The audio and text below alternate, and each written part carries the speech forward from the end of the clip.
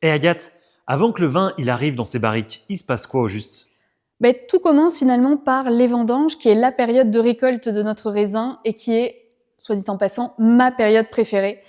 Ici au Château des Tourtes, pour cette année 2025, on vous ouvre nos portes pour que vous voyez un petit peu nos coulisses, voir tous nos process de production. Allez, venez, on va voir ça.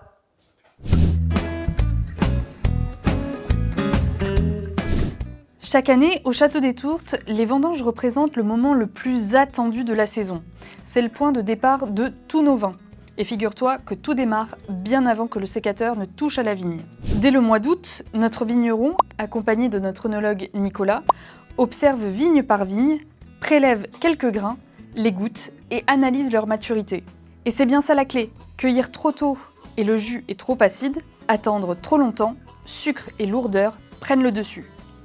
Il s'agit vraiment de trouver cet équilibre parfait entre acidité et sucre, une alchimie subtile à surveiller grain par grain.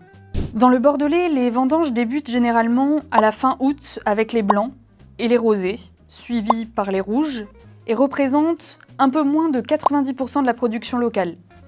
La durée peut varier d'1 à 3 semaines, selon la taille de l'exploitation, la météo, les méthodes employées, et peuvent aller jusqu'à 2 mois.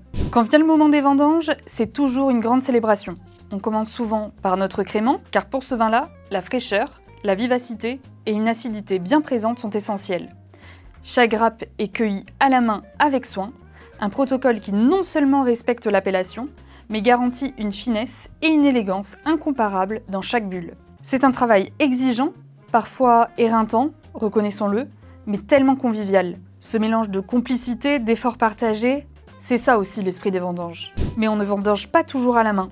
Aujourd'hui, la machine à vendanger est largement utilisée dans le Bordelais lorsqu'on vise rapidité et efficacité. Cela permet de préserver la qualité du raisin tout en offrant une rapidité précieuse, notamment avec les aléas climatiques que nous connaissons.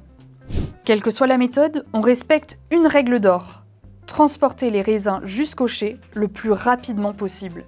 Dès que la récolte est prête, en cagette ou en benne, il ne faut surtout pas laisser traîner, sinon les grappes peuvent commencer à macérer ou fermenter, ce qui altérerait toute l'élégance du vin à venir.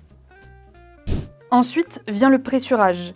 Autrefois, mon grand-père utilisait un ancien pressoir en bois, lent, manuel et demandant beaucoup d'huile de coude. Aujourd'hui, nous avons opté pour un pressoir pneumatique moderne. Après cette étape, place à la vinification. Le jus passe au cuve inox, la fermentation commence alors.